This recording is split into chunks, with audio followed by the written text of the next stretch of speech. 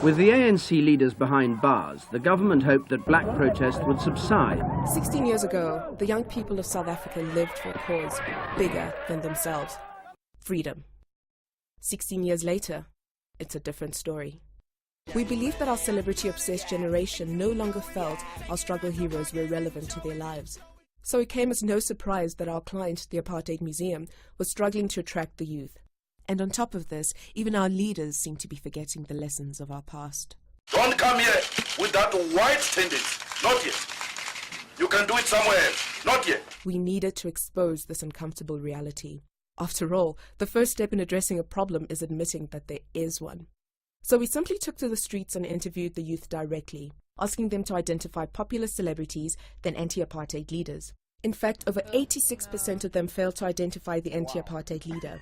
These interviews turned out to be so compelling, we turned them into television and viral adverts. We let the sobering truth speak for itself. Okay, I'm going to ask you a couple of questions. Beyonce's engaged to this hip-hop star.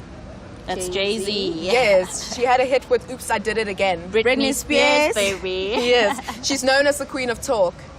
Oprah Winfrey. That's right. The world's greatest golf player. Tiger Woods. Okay, the apartheid government stripped this man of his chief title. Should I give you a clue? Yeah. Okay, his autobiography is called Let My People Go. Okay, no. He was awarded the 1960 Nobel Peace Prize. Is he South African? Yes, he's an anti-apartheid activist.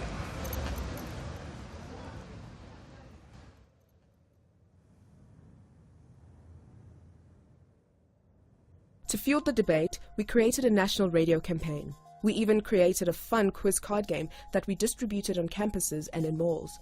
Each card in the deck served as a discount coupon for the museum tickets. We also targeted the youth on their turf through an interactive Facebook celebrity application.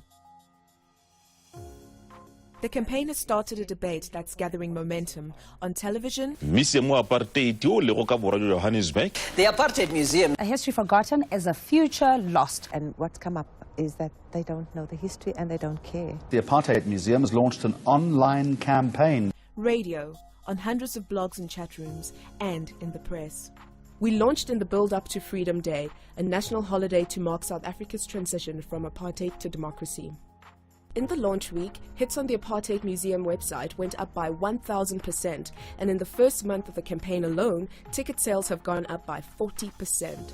The campaign is making a difference. It's snowballing as more and more people engage this conversation. We're going to follow the story of an advertising agency and their client as they try to sell not a product, but a very specific time in South Africa's history. Now, 16 years after the end of apartheid, many of the country's youth are simply not interested in knowing about their extraordinary history.